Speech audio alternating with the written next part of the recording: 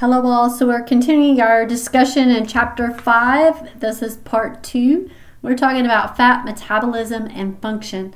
So in this section we briefly cover the digestion of dietary lipids, their metabolic disposal in the body, interactions with carbohydrate and proteins, and the major functions of fats in the body and energy stores of fat.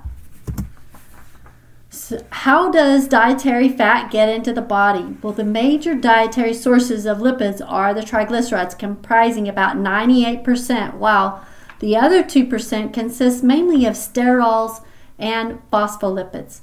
Most of the dietary triglycerides contain long-chain fatty acids of about 14 or more carbons.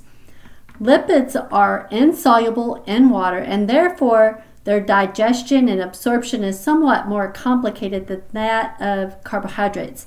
A broad overview is presented in Figure 5.6. As lipids enter the small intestines, they stimulate hormonal secretion by the intestine that culminates in the secretion of bile from the gallbladder and lipases from the pancreas into the intestinal lumen. The bile salts serve as emulsifiers, breaking up the lipid droplets into smaller segments that may be hydrolyzed by the lipid enzymes, pancreatic lipases, and cholesterolases. In essence, lipids are hydrolyzed into free fatty acids, glycerol, cholesterol, and phospholipids, which through an intricate process are then absorbed into the cells of the intestinal mucosa. Here, they are combined into a fat droplet called a chylomyricon, which contains a large amount of triglyceride and smaller amounts of cholesterol, phospholipids, and protein. The chylomyricon is one form of a lipoprotein, which by its name you can see is composed of lipids, which are fats, and protein. The chylomyricon then leaves the intestinal cell and is absorbed by the lacteal in the villi, where it is eventually transported in the lymphatic system to the blood. Medium-chain triglycerides, or MCTs, are triglycerides containing fatty acids with carbon chain lengths of about 6 to 12 carbons that release medium-chain fatty acids with shorter carbon chain lengths of 6 to 12 carbons, enabling them to be absorbed directly into the blood without being converted into chylomyricons. They are transported directly to the liver. Because of this rapid processing, MCTs have been theorized to possess ergogenic potential, and their efficacy in this regard will be discussed in later section. Shorter chain fatty acids, or SCFAs, derived from triglycerides are also absorbed like MCFAs.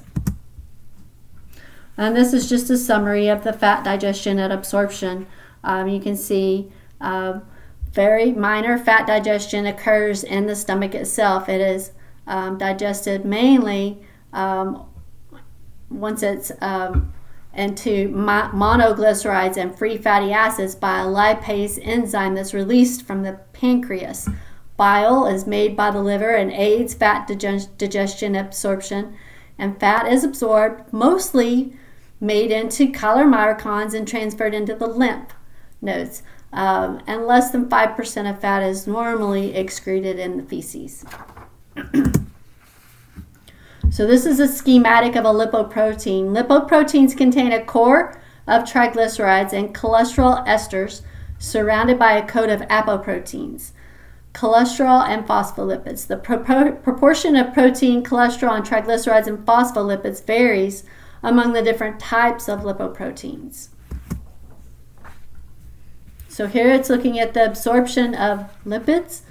In the lumen of the intestine, several lipases, assisted by bile salts, digest lipids to various forms of fatty acids, phospholipids, cholesterol, and glycerol, which are absorbed by an intricate process in the epithelial cells of the intestinal mucosa.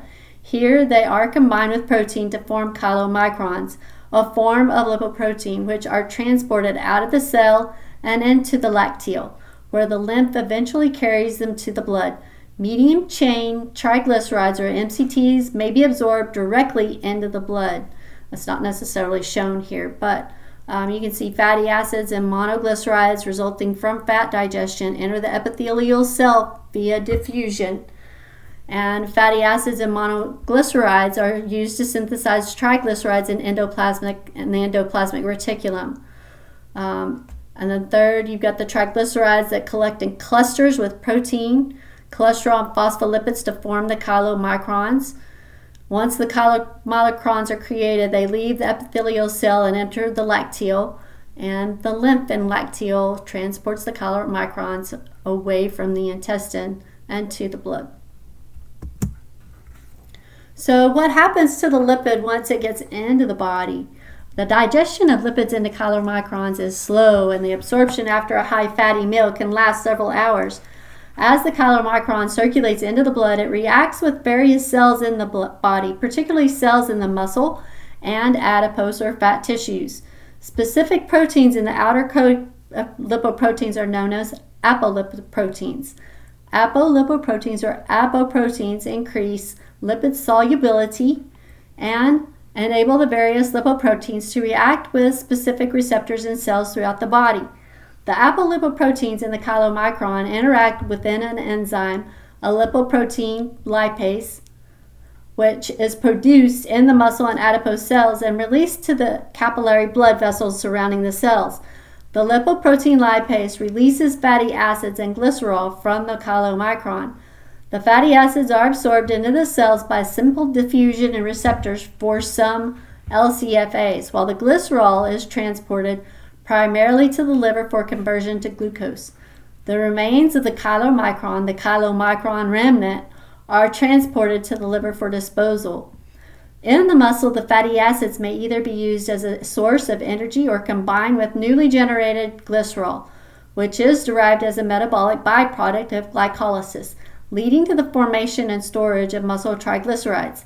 In exercise science literature, intramuscular triglycerides are often referred to as intramyocellular triglycerols.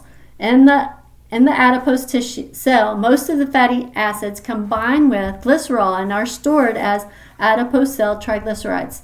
The key organ in the body for the metabolism of most nutrients is the liver. It is a clearinghouse in human metabolism. As blood passes through the liver, its cells take the basic nutrients and convert them into other forms. As mentioned in Chapter 4, the liver is able to manufacture glucose from a variety of other nutrients, including glycerol. Pertinent to our discussion here is its role in lipid metabolism. As noted previously, glycerol and chylomicron remnants, including phospholipids, are transported to the liver, as are the MCFAs and SCFAs, directly from the intestinal tract. Adipose cells are metabolically active in the sense that they are constantly releasing fatty acids for use by the body, including the liver. The major role of the liver is to combine these various components, the fatty acids, glycerol, cholesterol, and phospholipids, along with protein, into various forms of lipoproteins. So what are the different types of lipoproteins? After the chylomicrons have been cleared from the blood, which may take several hours, other lipoproteins constitute approximately 95% of the serum lipids. The metabolism of lipoproteins is complex, for they are constantly being synthesized and catabolized by the liver and other body tissues. As a result, there is an exchange of protein and lipid components among the different classes of lipoproteins, which can lead to the conversion of one form into another. The classification of lipoproteins may be determined by several methods. One of the methods is by the type of apolipoprotein present and its functions. Lipoproteins have a number of different apoproteins, which enable them to react with different tissues. The letters A, B, C, D, and E include subdivisions such as A1 and A2 are common designations. The second method, most popularly known, is based on the density of the lipoprotein particle. Designations range from high to very low density. The chylomicron is one form of lipoprotein, but it is relatively short-lived because it is derived from dietary fat intake. For our purposes in this book, the major classifications of lipoproteins, along with their suggested composition and function, are listed next. A graphical depiction is presented in Figure 5.9. However, it should be noted that a wide variety of lipoproteins exist based on their specific lipid and protein content. Additionally, the metabolism and complete functions have not been totally elucidated. VLDL, or very low density proteins, consist primarily of triglycerides formed in the liver from endogenous sources, such as, whereas chylomicrons contain triglycerides from exogenous sources, that is, the diet. Like chylomicrons, VLDL are transported to the tissues to provide fatty acids and glycerol. The loss of some triglycerides to the liver or tissues produces VLDL remains, referred to as IDL, or intermediate density lipoprotein, or TRL, triglyceride-rich lipoprotein. These remnants are either taken up by the liver or converted into LDL. Apoprotein B is the major apoprotein associated with both VLDL and LDL, or IDL. LDL, or low-density lipoproteins, contain a high proportion of cholesterol and phospholipids, but little triglycerides. LDL are formed after the VLDL and IDL release most of their stores of triglycerides. LDL size may be important.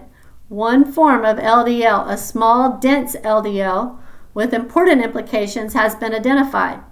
LDL interacting with the cell membrane receptor delivers cholesterol into body cells. Apolipoprotein B is the major apolipoprotein associated with LDL. HDL, or high-density lipoproteins, contain a high proportion of protein, about 45 to 50%, and moderate amounts of cholesterol and phospholipids, and very little triglycerides. Various HDL produced in the liver and in the intestinal tract. Several subclasses of HDL have been identified, most notably HDL2 and HDL3. HDL transport cholesterol from peripheral cells to the liver, known as reverse cholesterol transport. HDL is considered to be a good cholesterol, and the more you have of it, the better, versus the LDL, which is considered to be the bad cholesterol. And we'll talk more about it later. But apolipoprotein A is the major apolipoprotein associated with HDL. Lipoprotein A is very similar to LDL, being in the upper LDL density range. The principal apolipoprotein associated with lipoprotein A is apolipoprotein A. Other apolipoproteins constitute the structure of lipoproteins. For example, apolipoprotein E is formed in the liver and present in all lipoproteins. These lipoproteins are needed to bind with cell membrane receptors. And this figure 5.9 is just the approximate content of 4 different types of the lipoproteins.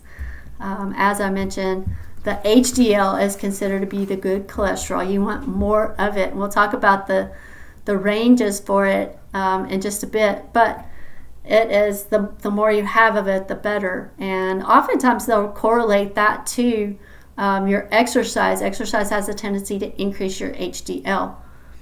Your diet has a tendency to affect your LDL, and it's considered to be the bad cholesterol.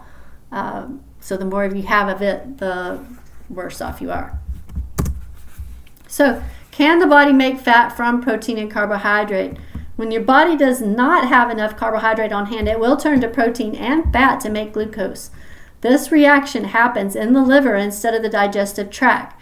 Your body breaks down the proteins, fats, and enzymes it has to make glucose in a process called gluconeogenesis, or the making of a new sugar.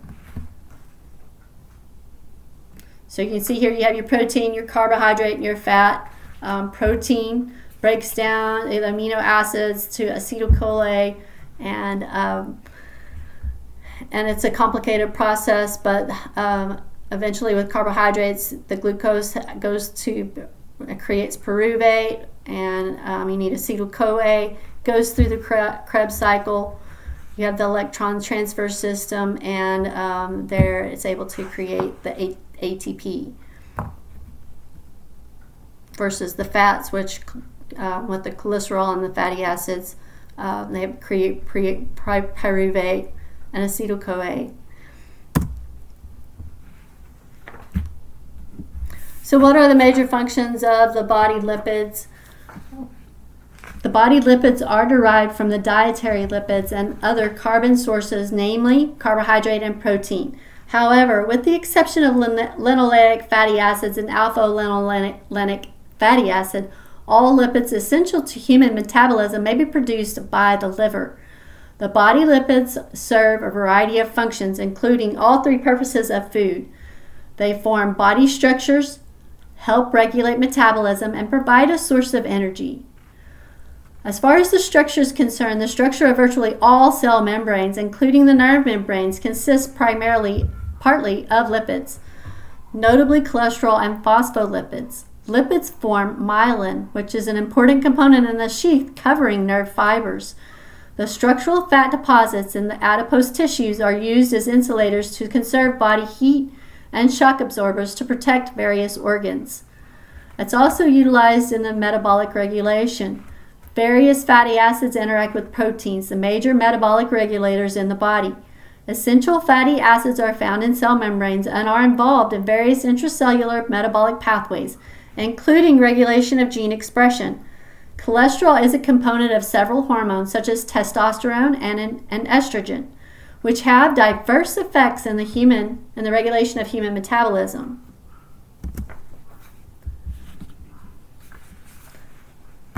The majority of cholesterol in the body is used by the liver to produce bile salts, essentially for the digestion of fats.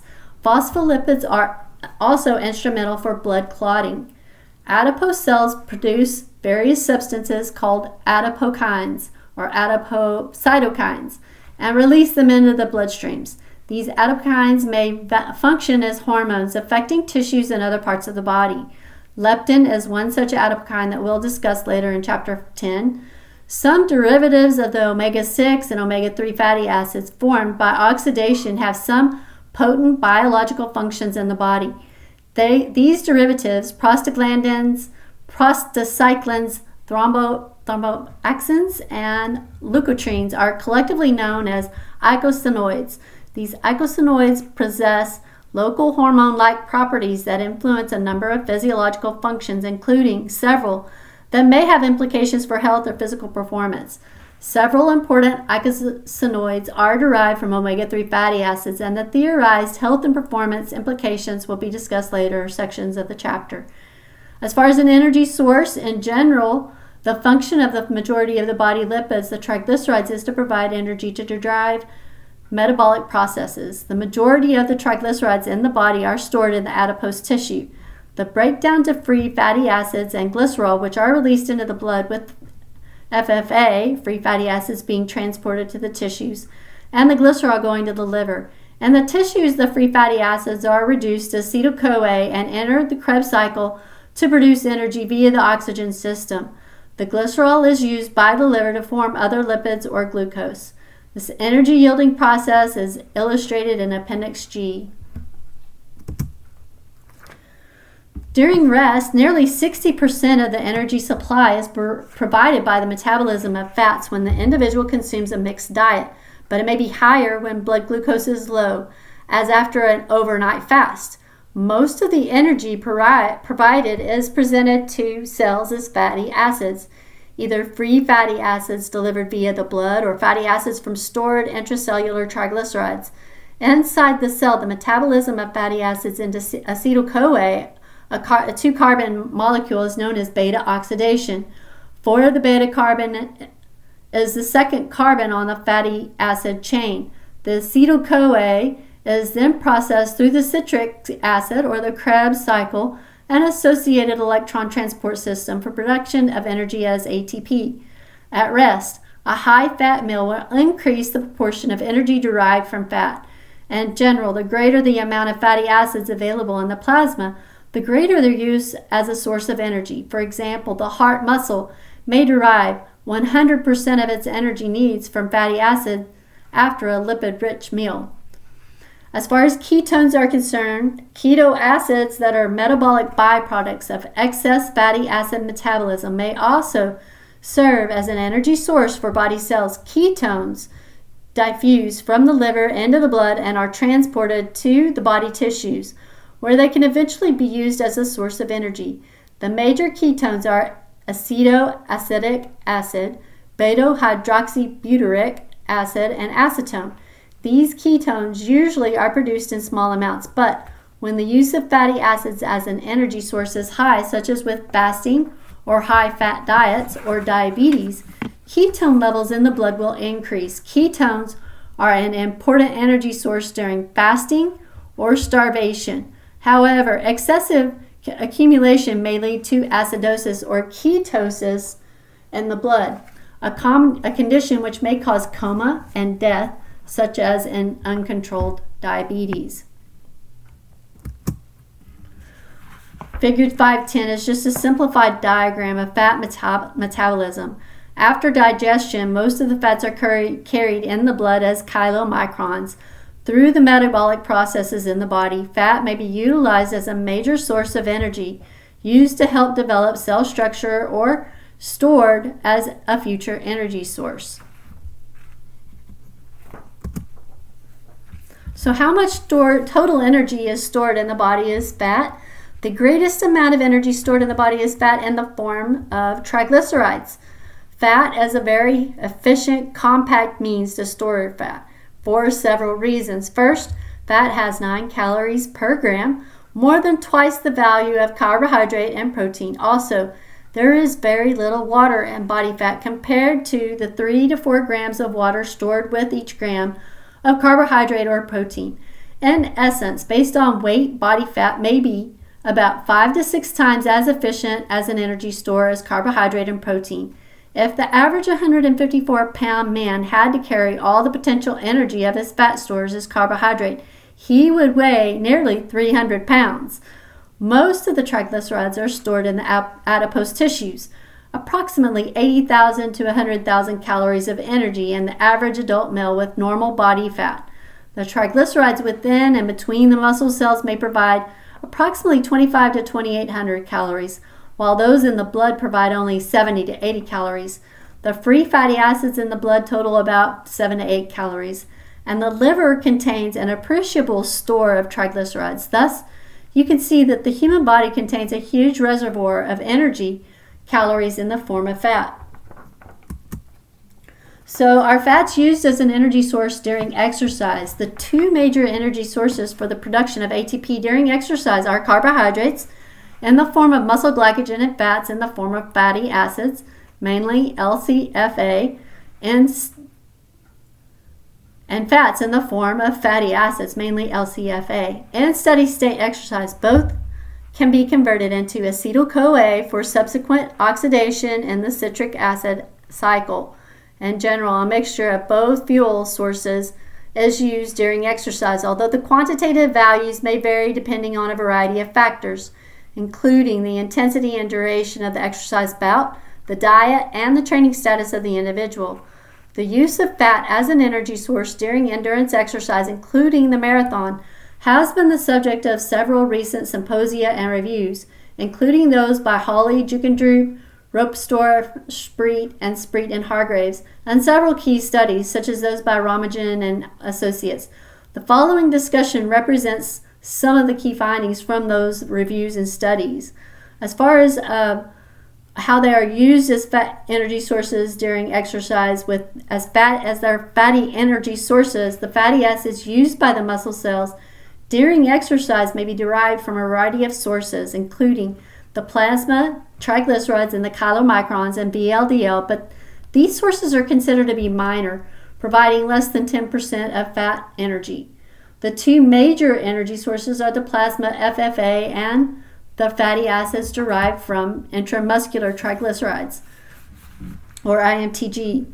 The plasma free fatty acids are in very short supply, so they must be replenished by the vast stores of triglycerides in the adipose tissue. An enzyme in the adipose cells known as hormone-sensitive lipase, or HSL, catabolizes the intracellular triglycerides to FFA and glycerol.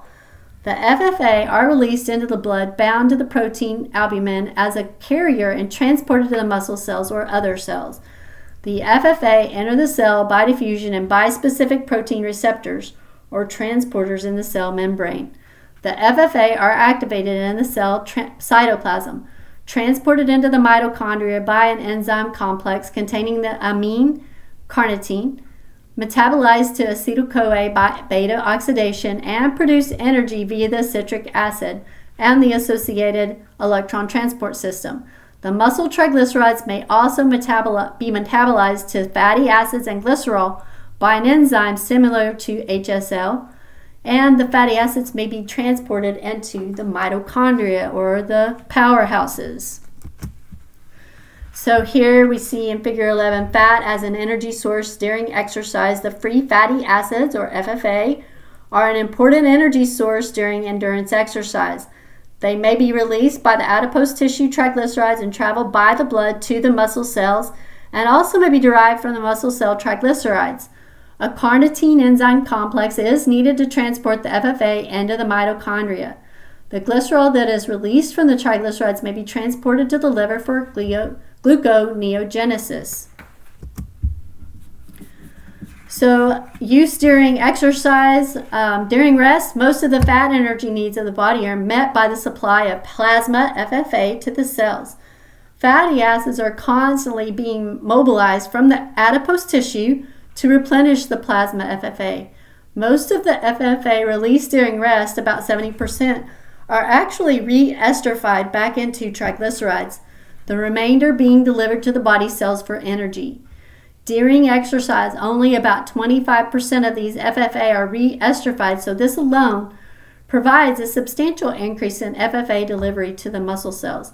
Additionally, hormones that activate HSL, such as epinephrine, are secreted during exercise, stimulating the breakdown of adipose cell triglycerides and the release of FFA into the blood for transport and entrance to the muscle cell.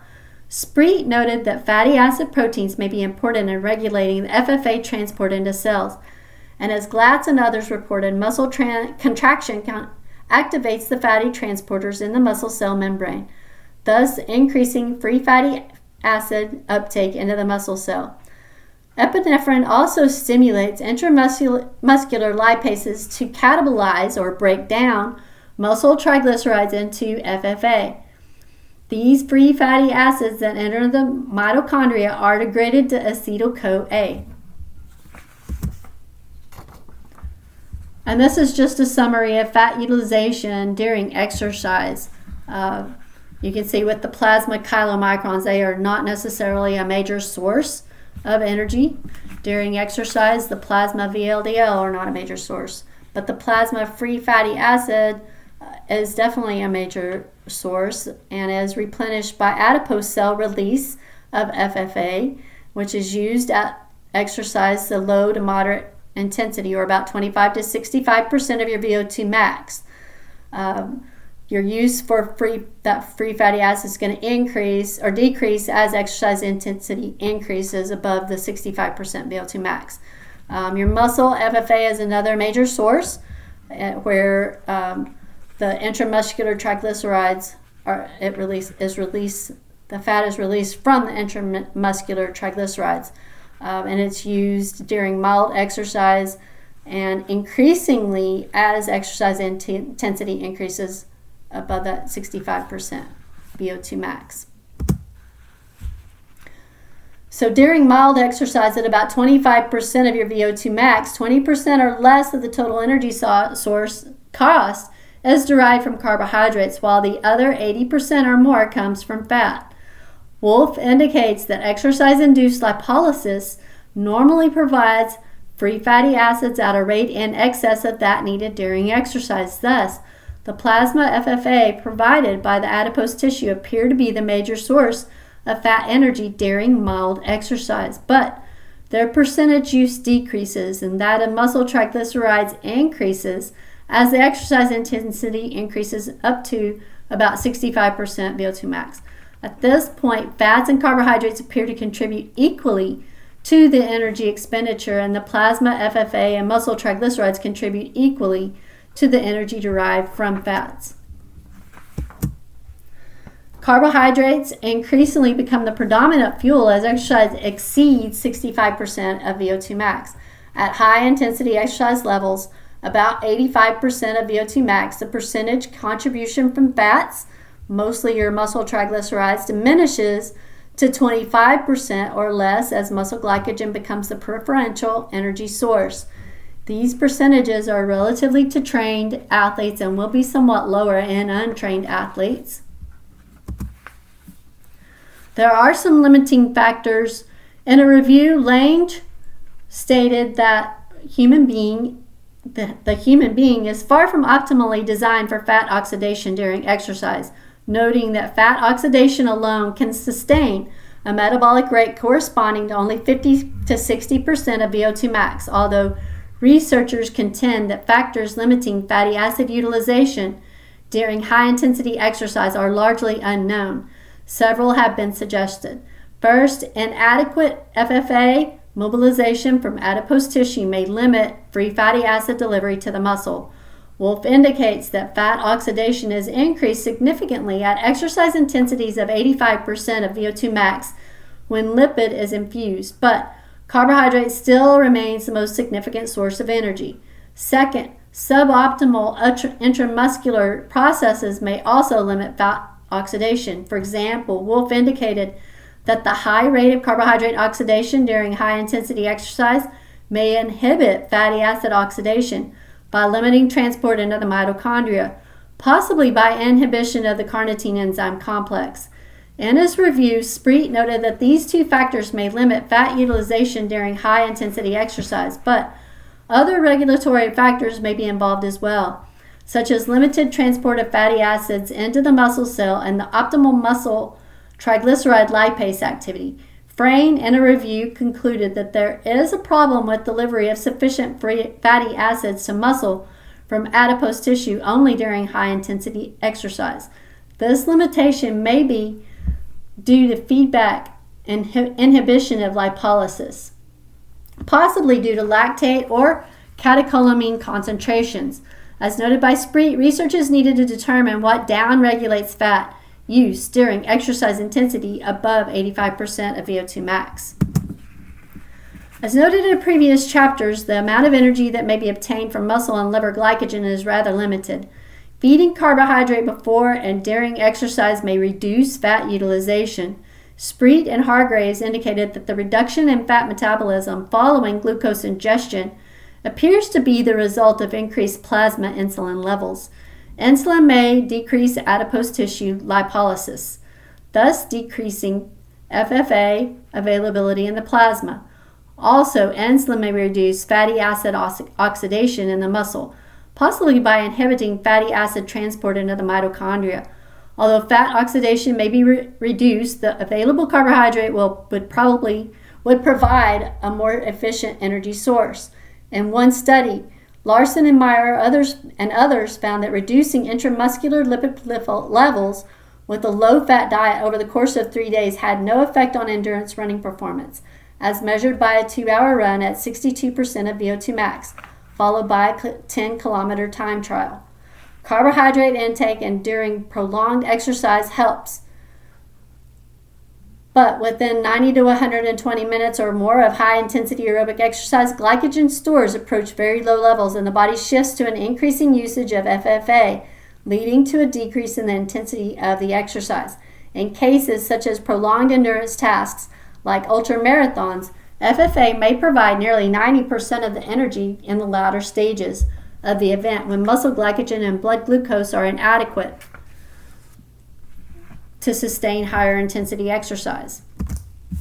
So does gender influence the use of fats as an energy source during exercise?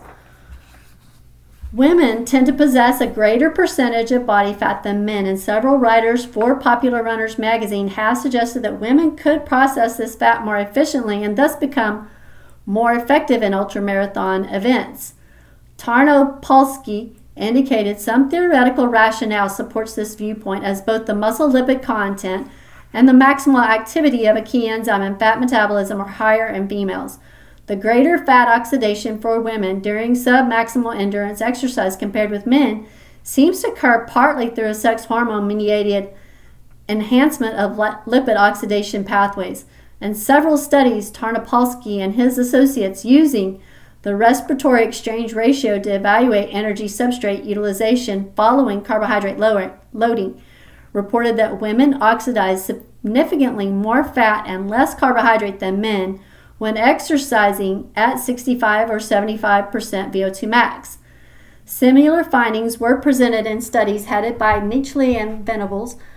Ropsdorf noted that some sports scientists think women may use IMTG during exercise more than men, possibly attributed to gender differences in skeletal muscle HSL regulation. However, other studies have shown similar utilization of fat as an energy source by men and women during exercise, particularly when matched for their aerobic capacity.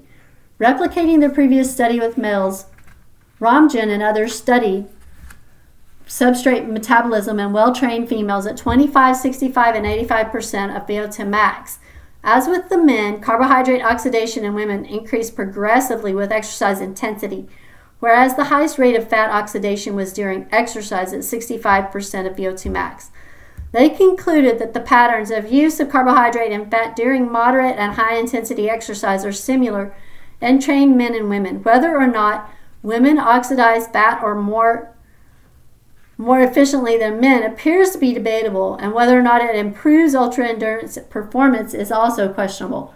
For example, in one of other studies cited previously, Tarnopolsky and others found that although women oxidize more fat and less carbohydrate than the men improved their performance in the exercise task following carbohydrate loading, but the women did not. Does age influence the use of fats as an energy source during exercise? Young children may use more fat for energy during exercise compared to older post-pubertal children and adults. Otto Curer and others suggested that a low activity of glycolytic enzymes in children may lead to greater use of lipids for energy during submaximal exercise. And a 60-minute cycling task at 70% VO2 max, Timmons and others reported a higher utilization of fat in 12-year-old pre-adolescent girls as compared to adolescent 14-year-old girls. In another comparably designed study, they reported similar findings between 12-year-old boys in various stages of puberty and 14-year-old pubertal boys. Stevens and others also found the young males in the early and middle stages of puberty, as compared to males in late puberty and early adulthood, used more fat and less carbohydrate during exercise at intensities ranging from 30 to 70% of VO2 peak. However, they indicated that the conversion to an adult-like metabolic profile of fuel utilization during exercise appears to be complete by the end of puberty in males. So what effect does exercise training have on fat metabolism during exercise? A single bout of exercise influences fat utilization during exercise. Tunstall and others found that a single endurance exercise session led to an increased expression of genes in the skeletal muscle that increased the capacity for fat oxidation, and 9 days of training augmented this effect. In general, research indicates that trained athletes use more fat than untrained athletes during a standardized exercise task. For example, if you ran an 8-minute mile both before and after a 2-month endurance training program, you would use the same amount of caloric energy each time. However, after training, more of that energy would be derived from fat. Hence, training helps you become a better fat burner, so to speak, which may help spare some of the glycogen in your muscles. Although the exact mechanisms have not been identified, the reviews by Horowitz and Klein and Juckendrup and his colleagues document multiple factors as presented in Table 5-6. The increased content and use of muscle triglycerides may be the primary mechanism underlying the greater capacity of trained muscle to oxidize fatty acids during exercise. Increased utilization of fat during exercise is one of the major effects of training experienced by the endurance athlete. Although carbohydrates become more important as an energy source during high-intensity exercise, the ability to derive a substantial proportion of the energy demands of intensive exercise from fatty acids is extremely important for athletes, such as marathoners who may be able to save some of their muscle glycogen for utilization in the latter stages of the race. An optimal mixture of fatty acids and glycogen for energy will enable them to sustain their pace, whereas the total depletion of muscle glycogen and subsequent reliance on fatty acids as a sole energy supply would force them to slow down. Thus, it is important for the endurance athlete to become a better fat burner, and a variety of ergogenic aids have been proposed to enhance this effect. So some key points are fats are transported in the blood primarily as lipoproteins. Lipoproteins may be classified by their density and have various functions. In general, VLDL, or very low density lipoproteins, transport fats to the tissue. LDL, low density lipoproteins, transport cholesterol to the tissue, and HDL transports cholesterol from the tissues. The dietary lipids may serve the three major functions of nutrients. They may be utilized as an energy source, they may be used as a part of a body cell structure, and byproducts of fat metabolism known as eicosanoids. They may act as local hormones and affect a variety of metabolic functions.